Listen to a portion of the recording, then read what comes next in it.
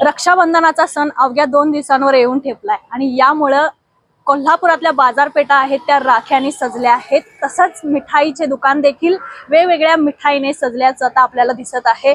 आता मी सध्या कोल्हापुरातल्या बाजारपेठेमध्ये आहे। तुम्ही पाहू शकताय की रक्षाबंधनानं या बाजारपेठामध्ये वेगवेगळ्या व्हरायटीच्या आता ज्या राख्या आहेत त्या आलेल्या आहेत। लहान मुलांसाठी आकर्षक अशा राख्या या डोरेमॉनच्या स्वरूपात, कार्टूनच्या स्वरूपात आता असल्याचं इथं पाहायला मिळतंय। यासोबतच छोट्या छोट्या मुलांना आकर्षित करण्यासाठी या घड्याळाच्या स्वरूपात राख्या आहेत त्या सध्या आता मार्केटमध्ये आल्याचं पाहायला मिळतंय आणि या राख्या खरेदी करण्यासाठी सध्या लाडक्या बहिणींची गर्दीही या ठिकाणी झाल्याचं चित्र आता आपल्याला पाहायला मिळतंय। या ठिकाणी काही बहिणी आहेत ज्या सध्या राख्या खरेदी करतायत, त्यांना आपण विचारूया की काय दीदी राखी खरेदी केला? हो मस्त आहे, व्हरायटी खूप छान व्हरायटी आहे।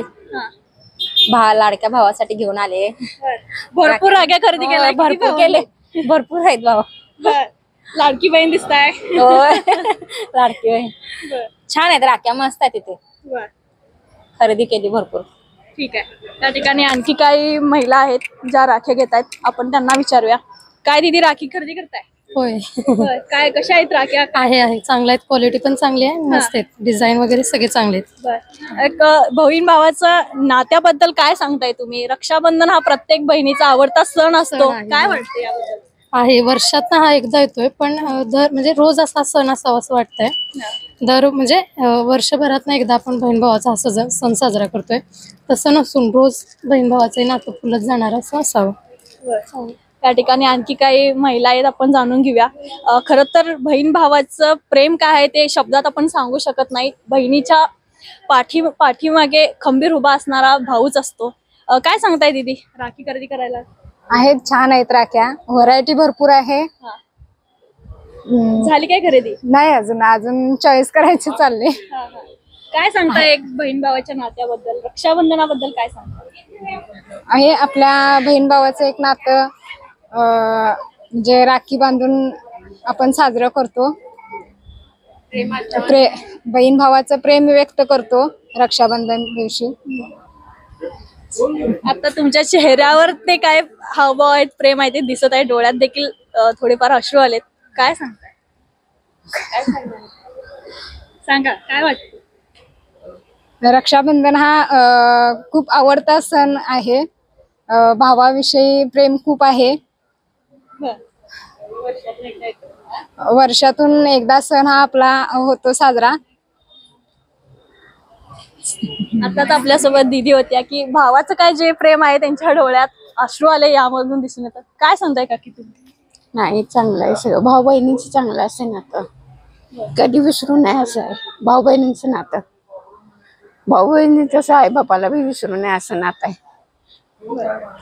आई वडिलांनंतर खरं तर प्रत्येक बहिणीच्या मागे भाऊ खंबीरपणे उभा असतो, काय वाटतं? चांगलं वाटते, भाऊ भाऊचं प्रेम चांगलं आहे, सगळ्या गोष्टीला चांगलं आहे, एवढं सांगून मी। प्रत्येक मुलगी जेव्हा माहेरला जाते तेव्हा भावामुळे तिचं माहेर जिवंत असतं आई वडिलांनंतर, असंही बोललं जातं, याबद्दल काय सांगता? ते सगळं खरंच आहे, सोडा काय सांगायचं आता, खरंच आहे म्हणायचं आणि गप्प बसायचं। खरं तर तुमच्या अश्रूमध्येच ते प्रेम काय ते दिसून येत आहे। या ठिकाणी आणखी एक दीदी आहेत, काय सांगता दीदी, खरेदी केला काय राख्या? खरेदी म्हणजे असं झालं की कोणती राखी घेऊन कोणती नाही, तर व्हरायटी खूप छान आहेत। दरवर्षी मी या शॉप मधून खरेदी करत असते राख्यांची। मला आता ह्या वेळेला असा प्रश्न पडला की नेमक्या कोणत्या राख्या मी ह्याच्यातून सिलेक्ट करायच्यात, कोणत्या फायनल करायच्यात, आता ते आहे कन्फ्युजन थोडस। तुम्ही तर एक व्हरायटीच्या घेतलाय राख्या? हो। काय भावंड किती आहेत? भावंड म्हणजे मला भाऊ एक आहे, त्याच्यासाठी स्पेशल राखी घेणार आहे मी। आता बाकी माझे मुलांसाठी, त्यांच्या कझिन्स साठी वगैरे असं चालू आहे माझी शॉपिंग। प्रत्येकाची लहान लहान असते, त्यामुळे प्रत्येकाची आवड वगैरे निवड सगळी वेगवेगळी आहे। या नात्याबद्दल काय सांगताय? बहीण भावाचं नातं हे एक अतूट नातं असतंय की जे कधी ब्रेक होऊ शकत नाही। आणि मी देवाला प्रार्थना करेन की मी माझ्या भावाला अगदी दीर्घायुष्य मिळू देत, असं मी देवाकडे प्रार्थना करते।